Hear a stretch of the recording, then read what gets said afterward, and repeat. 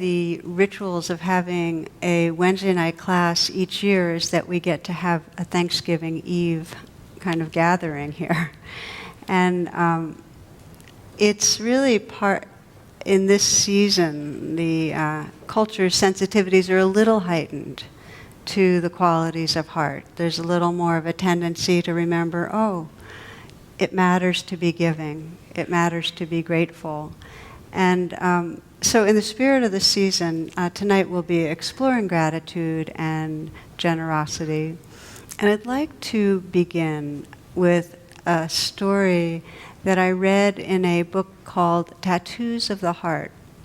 And this is Gregory Boyle. He's a Catholic pastor of a church in an area, most concentrated area in LA for gang violence. And he's done miraculous things in terms of setting up business for the homies, which are the younger people in these gangs and so on. And one of the stories he tells is of the church they have there, which declared itself a sanctuary church in 1987, and it began to house about 100 homeless people a night. And the challenge was that the next day, people come to the church and they start grumbling about the smell that was there, and they started talking about churching elsewhere. And they did everything they could. You know, they sprinkled and they put "I love my carpet" on all the rugs and potpourri and airwick around. But 100 guys is a lot of guys. So they decided, Gregory decided to address the discontent in a sermon. And I want to tell you what happened because I think it was so cool. So he said right out front, he says, "Okay, so what does this church smell like?" And of course the people were mortified and they didn't answer. And finally someone booms out, "It smells like feet." Okay. And he asked them, "Why does it smell like feet?" Response, "Because many homeless men slept here last night." And he asked, "Well, why do we let that happen?" Then the response was, "It's what we've committed to do." "Well, why would anyone commit to do that?" Response, "Porque es lo que haría Jesús." It's what Jesus would do. Forgive my way of speaking on this. Not good accent. "Well then, what does the church smell like now?" A man stands and bellows, "It smells like commitment." The place cheers. A woman waves her arms wildly. "Huela a rosas." It smells like roses. The packed church roars with laughter and a newfound kinship that embraced someone else's odor as their own.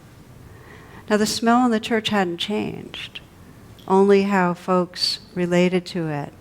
And he says they came to embody what poet Wendell Berry writes. He says, "You have to be able to imagine lives that are not yours." Releasing the boundaries of the heart that exclude.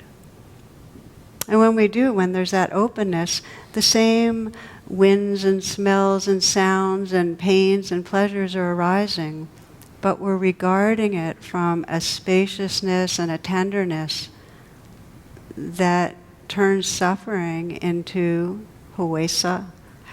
What are the words? Huela a rosas. Huela a rosas. It smells like roses.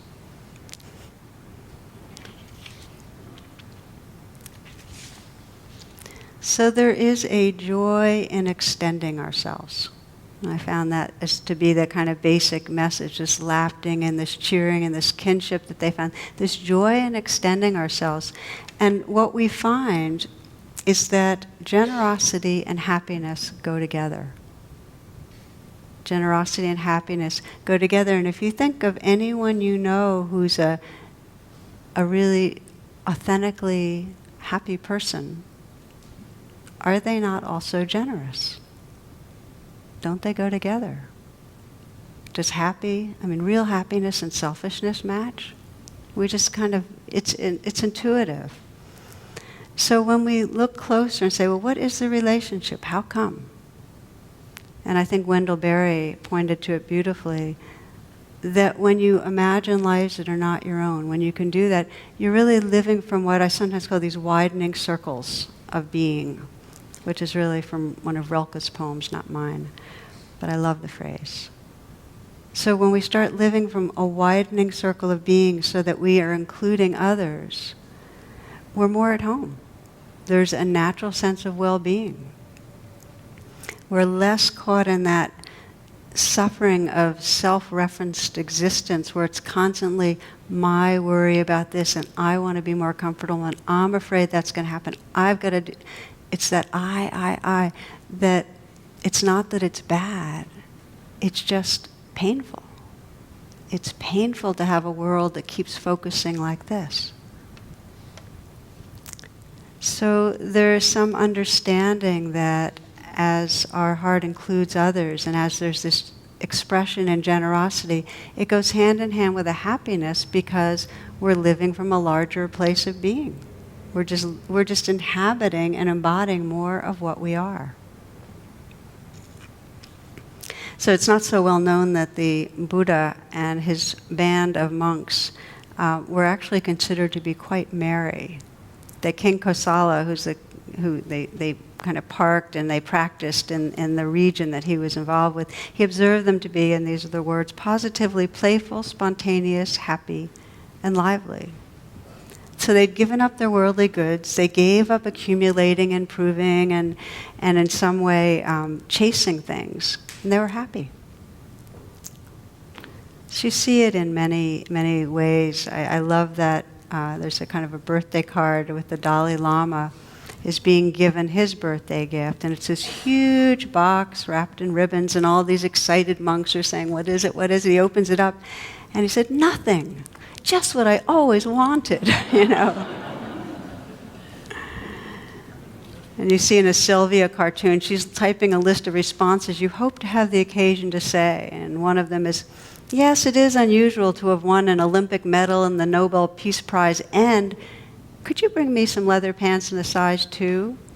But her favorite on her list of responses is, this is the best one, no thanks, I have everything I need.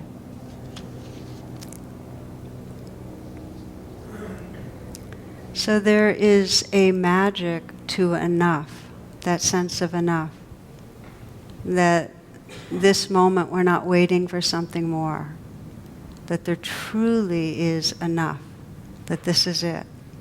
There's a magic in that. And when we're resting in enough, there is a fullness that naturally overflows. Because that enough, we're resting in a kind of boundless presence. It overflows.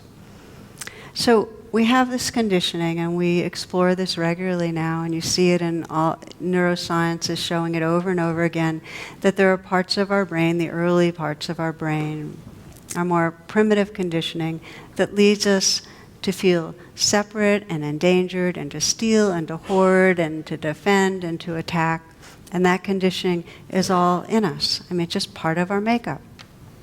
And we have this more newly evolved part of our brain that perceives our collectivity, that perceives this widening sense of belonging and is actually capable of empathy and caring and sharing and sacrifice for others.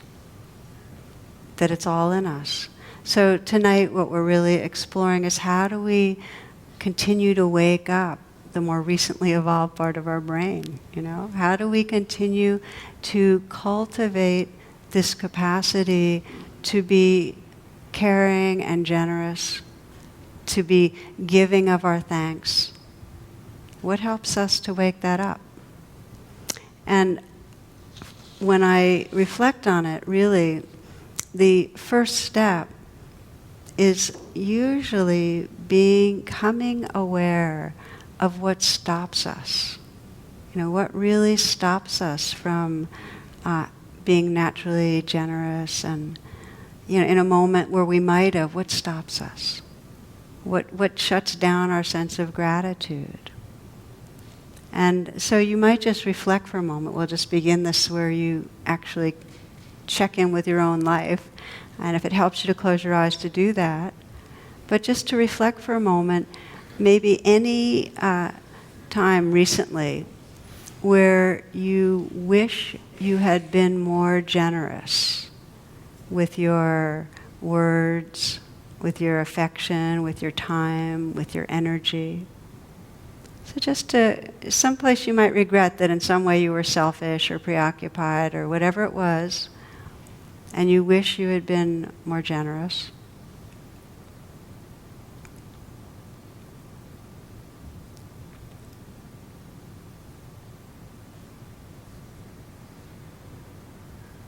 And just with that simple inquiry, okay, so what stopped me?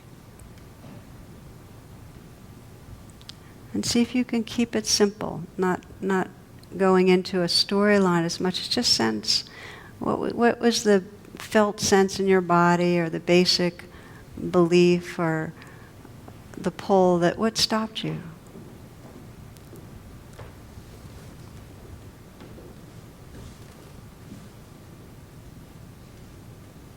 I think often of that story, the Good Samaritan story, the research where studying the passage of the Good Samaritan, about to deliver a sermon on it, and it was a setup where the students went by somebody that was in need, that asked for help. Some of you probably are familiar with this very famous study. And those of the students that thought that they were going to be late to give their talk at this class did not pay attention, did not give the time of day to this person in need. And those that, they're about to give a talk on the Good Samaritan, and they rush right by this person that needs help because they thought they didn't have enough time, that they'd be late for something. And that those that didn't have that time pressure were more inclined to respond. When we start investigating what stops us, there's something in us that has a sense, a very core sense of what I'd call either something's missing or something's wrong in this moment. So I can't afford, there's not the enough place that can afford to then give out. Does that make sense? Either something's missing, I gotta get something, I gotta have more of this, my needs are not taken care of, or something's wrong, I really gotta fix something. And when we're driven by something's missing or something's wrong, in other words, this moment should be different. It's not an okay enough moment for me just to respond. Then we shut down. Our hearts are smaller. And there's a whole physiology with something's wrong or something's missing. The sympathetic nervous system is activated. There's more fight-flight. There's the biochemistry of it, and our muscles are tighter, our heart is tighter, things go faster, our minds are more speeding. We're trying to figure out on that map of from here to there how to get there best. We aren't here just to respond to the person in front of us that says help, or to respond to the part of our own heart that's saying, I'm afraid, or I'm lonely, or can you just pause and be here? We can't be generous in those moments. So what sustains in daily life this conditioning to think something's wrong, something's missing, is that we are continuously lost in thought. As long as we're living in the stories about our life, we're going to, because our minds are biased to the negative. This is again an evolutionary gift that we have, that our minds worry about what's going to go wrong and keep scheming about what more we need.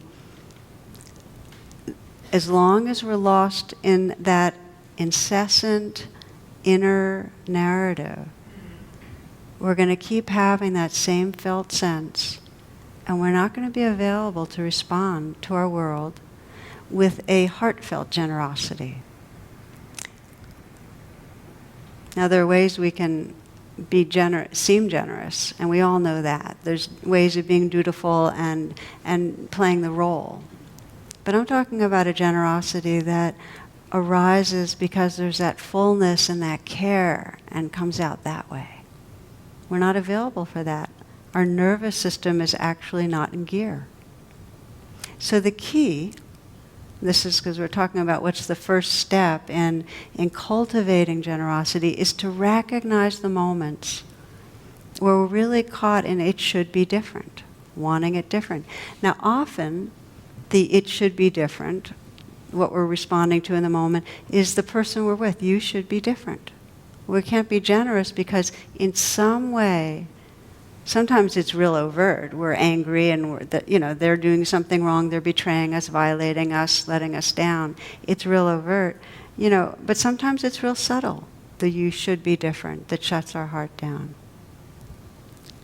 I say that because recently I was with a friend who has been wanting to help me, I've kind of overloaded and so on, and she kind of gently chided me for not being a person that could be helped. She said, you don't convey your vulnerability, and let's see what else she said. Oh, you're not available to be helped, basically. And so on some level she was saying, you should be different. You're not letting me help you right, And I remember feeling inside the sense of, that may be right or correct, but that sense of that communication from you that I should be different just makes distance. And she was wanting to be helpful. She was trying to get me to change so I could be helpable, So should, on any level, you should be different, undermines intimacy. In any moment that we think somebody should be different, we can't be generous to them in a way that's helpful. Now, for many of us, we know that, that expectation, locking into you should be different, is very, very hard to undo. And often sometimes it's a low simmering resentment, sometimes it catapults us into a real aggressive or passive aggressive behavior. Because we're trying to control things. In moments of trying to control, we can't be generous. Controlling, the biochemistry and mind state of controlling, doesn't go along with the experience of generosity. One of my favorite illustrations is a Thanksgiving story you might remember, if you've been with me at other Thanksgivings. An old man in Phoenix calls his son in New York and says, I hate to ruin your day, but I have to tell you your mother and I are divorcing. 45 years of misery is enough. Pop, what are you talking about? The son screams. We can't stand the sight of each other any longer, the old man says. We're sick and tired of each other, and I'm sick of talking about this. So call your sister in Chicago and tell her. And he hangs up the phone. She calls Phoenix immediately and screams at the old man, you're not getting divorced. This is the sister calling now. Don't do a single thing until I get there. I'm calling my brother back, and we'll both be there tomorrow. Until then, don't do a thing. Do you hear me? And she hangs up. The old man hangs up his phone and turns to his wife. Okay, he says, they're coming for Thanksgiving, and they're paying their own way.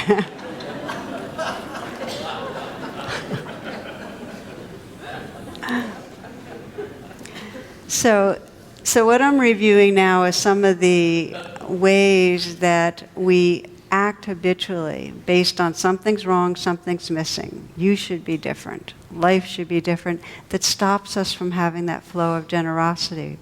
But one of the most deep ways that we block it is that I should be different. I should be more generous. I should be better in this way. I mean, each of us, as we probably know, has these standards of how we should be that we're constantly comparing ourselves to. There's an ongoing monitor inside, sometimes been called the superego. But always, I mean, even as I'm speaking now, there's a part that's saying, so how am I doing now? And it has some idea of how I should be doing, which is that I should be spontaneous and flowing and not at all slick or crafted. I should be attuning to everyone that's here and everyone that could be listening. That there's some idea of this thing I should be. And we never match up to our ideas. So we have this should be different that gives us a sinking feeling underneath. An illustration for that is a story written by teacher and writer Ed Brown that I love, that I'd like to share with you. He's also a famous cook at Tassajara, and he says, when I first started cooking at Tassajara, I had a problem. I couldn't get my biscuits to come out the way they were supposed to. I'd follow the recipe and try variations, but nothing worked. These biscuits didn't measure up. Growing up, I had made two kinds of biscuits. One was from Bisquick and the other from Pillsbury. For the Bisquick biscuits, you added milk to the pan and then blobbed the dough in spoonfuls onto the pan. You didn't even need to roll them out. The biscuits from Pillsbury came in a kind of cardboard can. You wrapped the can on the corner of the counter and it popped open. You know those. Then you twisted the can open more. You put the pre-made biscuits on a pan and baked them. I really like those Pillsbury biscuits. Isn't that what biscuits should taste like? Mine just weren't coming out right. It's wonderful and amazing the ideas we get about what biscuits should taste like or what a life should look like. Compared to what? Canned biscuits from Pillsbury? Leave it to Beaver? People who ate my biscuits could extol their virtues, eating one after another, but to me these perfectly good biscuits just weren't right. Finally, one day came a shifting into place, an awakening. Not right compared to what? Oh my word, I'd been trying to make canned Pillsbury biscuits. Then came an exquisite moment of actually tasting my biscuits without comparing them to some previously hidden standards. They were weedy, flaky, buttery, sunny, earthy, real, as Rilke's sonnet proclaims. They were incomparably alive, present, vibrant, in fact, much more satisfying than any memory. These occasions can be so stunning, so liberating, these moments when you realize your life is just fine as it is, thank you. Only the insidious comparison to a beautifully prepared, beautifully packaged product made it seem insufficient. Trying to produce a biscuit, a life, with no dirty bowls, no messy feelings, no depression, no anger, was so frustrating. Then savoring, actually tasting the present moment of experience. How much more complex and multifaceted, how unfathomable.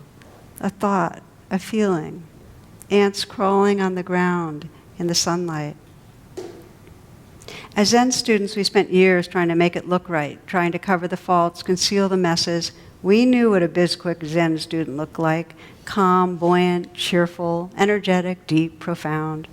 Our motto, as one of my friends said, was, looking good. We've all done it, trying to look good as a husband, wife, or parent, trying to attain perfection, trying to make Pillsbury biscuits. Well, to heck with it, I say, wake up and smell the coffee. How about some good old home cooking? The biscuits of today. Handle each ingredient with sincerity and wholeheartedness.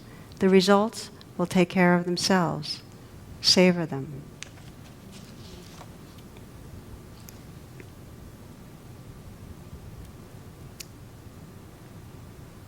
So this is an invitation to put down what's sometimes called the argument with reality, the shoulds that say, I should be different, you should be different, life should be different.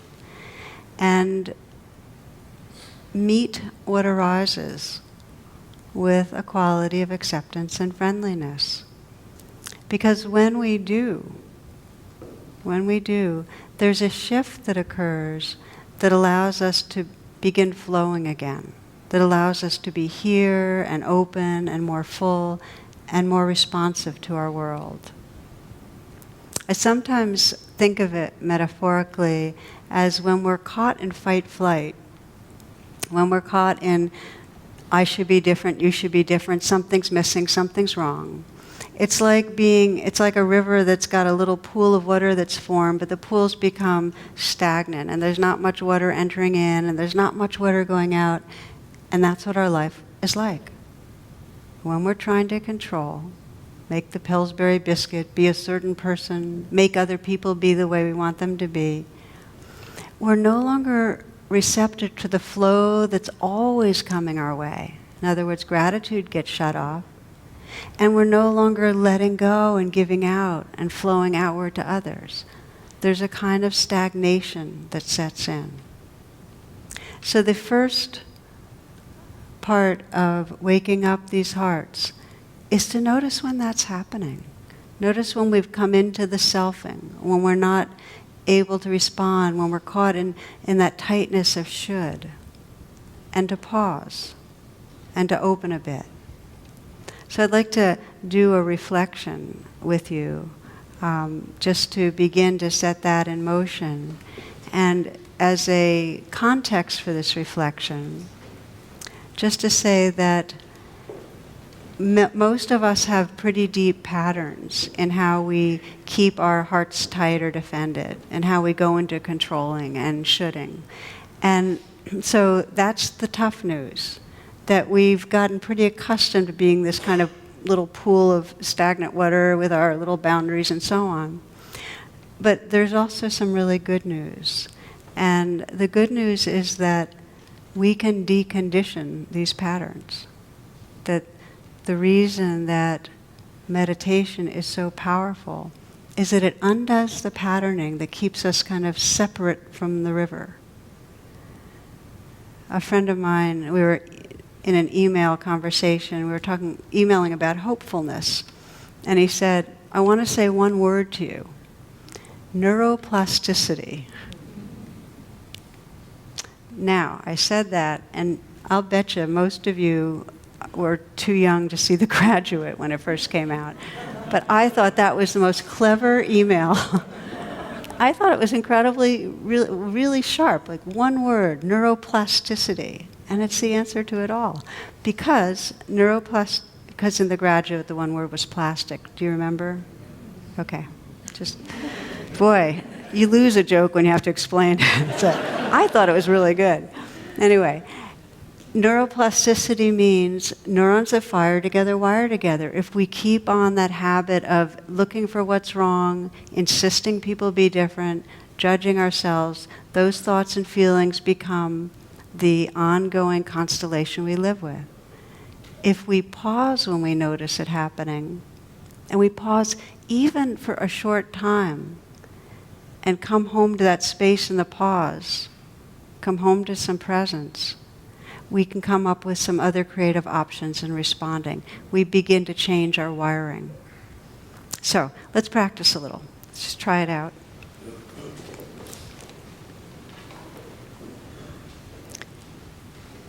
And for this reflection, you might close your eyes and feel your breath for a moment and just invite yourself right into the moment.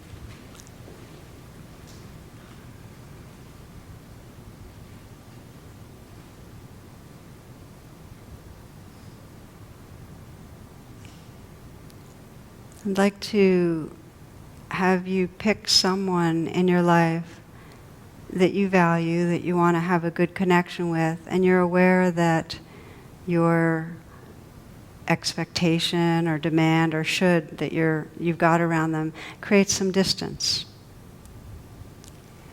So one person where you know some part of you is kind of hooked on wanting them to be different in some way, and that it's creating distance.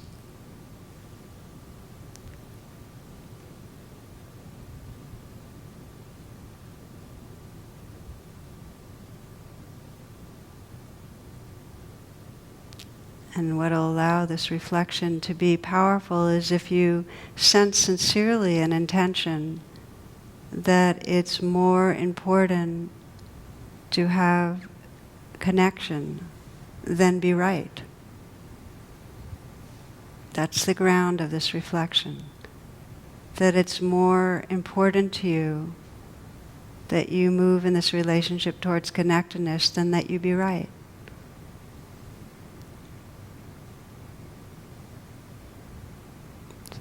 So just sensing that as a possibility in the background, just reflecting on the situation now that perhaps like watching a film, just stop at the frame where perhaps something's going on with that person, where you feel yourself tightening. You're becoming that kind of removing yourself from the river. You're becoming that tightness that wants to control, that wants them different.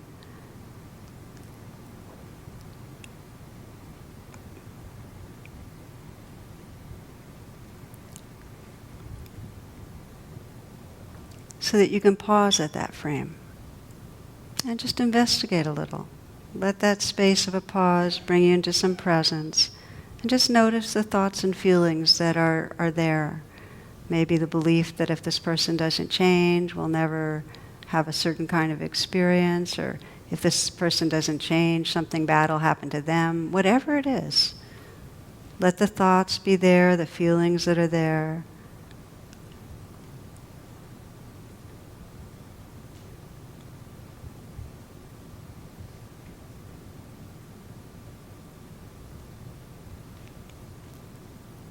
You might let the phrase be, this is real, these feelings, these thoughts, but it's not true.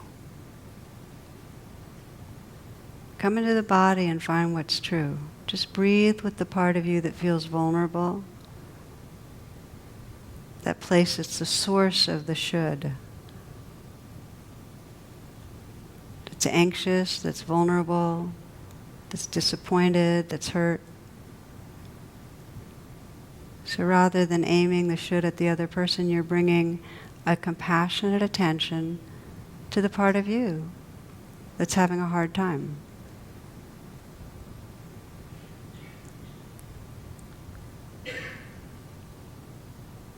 It's real, so it deserves your compassionate attention. The experience is real.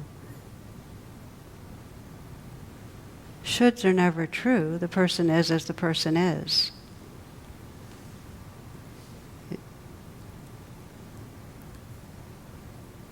But offering kindness to that in you which is hurting or afraid can enable you to sense your intention again.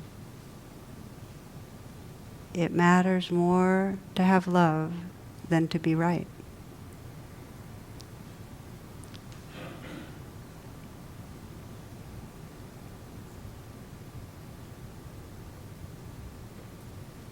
And just sense the possibility of different responses in the situation. Just take some moments to sense, how might you respond?